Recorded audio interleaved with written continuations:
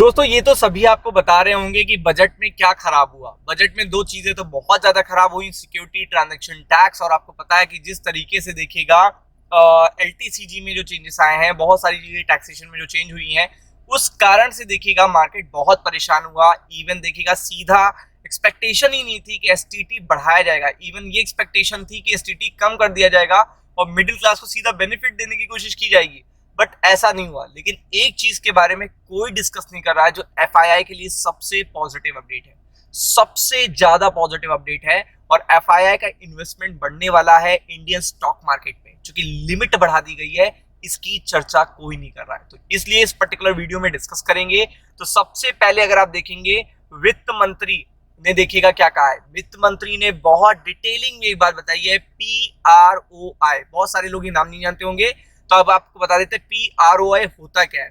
तो PROI होता है पर्सन रेजिडेंट्स ओवर, देखिएगा पर्सन रेजिडेंस देखिएगा आउटसाइड इंडिया होता है। और आपको पता है कि बेसिकली अगर आप देखोगे तो जो पर्टिकुलर पर्सन वहां बाहर रहते हैं वो इंडियन इक्विटी मार्केट में कैसे इन्वेस्ट कर सकते हैं।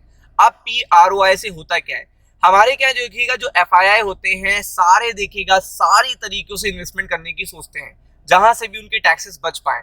तो उसके लिए अगर आप देखेंगे तो PROI बहुत ही बड़ा देखिएगा एक टूल है, जिससे देखिएगा बाहर में जो आउटसाइड इंडिया जो पर्सन रह रहे हैं, यहाँ के जो आउटसाइड इंडिया रह रहे हैं, उनसे देखिएगा डायरेक्टली इन्वेस्टमेंट कराया जाता है। इनके माध्यम से FDI FII Indian stock market में इन्वेस्टमेंट करते हैं।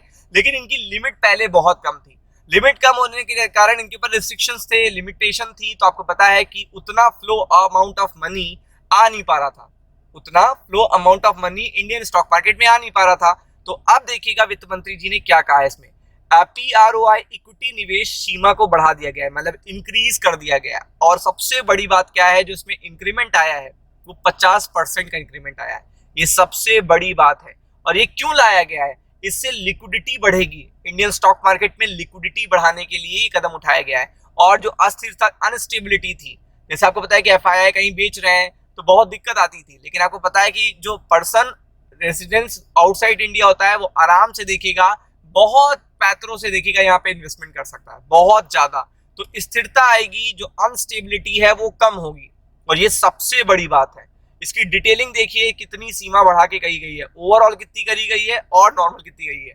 तो आप देख सकते हैं कि ये पहले 5% सीमा थी। अगर आप उस पर्टिकुलर पॉइंट ऑफ व्यू से देखेंगे तो 100% का इंक्रीमेंट करा गया है। कितना? 100% का।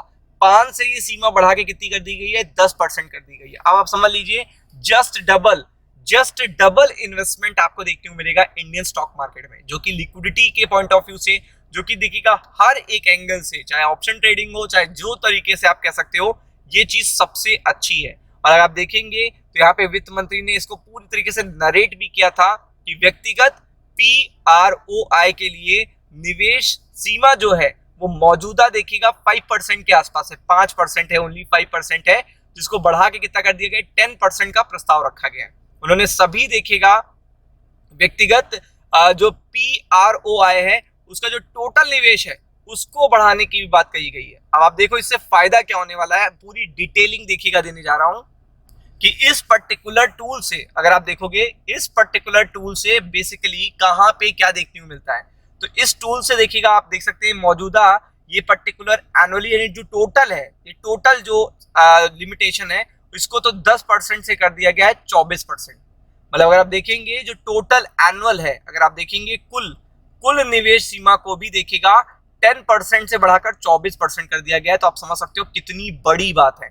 अब इससे होता क्या है, तो इससे होता क्या है देखिएगा, वर्तमान में जो PROI है उसमें देखिएगा विदेशी जो FIIs होते हैं, प्रत्यक्ष रूप से देखिएगा FDI, और देखिएगा विदेशी पोर्टफोलियो निवेश FPI के माध्यम से भारतीय कंपनियों में इक्विटी इंस्ट्रूमेंट्स में निवेश कर सकते हैं। तो आप समझ सकते हो कि बेसिकली FPI FDI इस टूल का यूटिलाइजेशन करके इंडियन स्टॉक मार्केट में इंडियन कंपनीज में इन्वेस्टमेंट कर सकेंगे। तो आप समझ सकते हो कि ये लिमिटेशन 5 से 10% और पूरी टोटल अगर आप देखेंगे 10 से 24% कर दी गई है।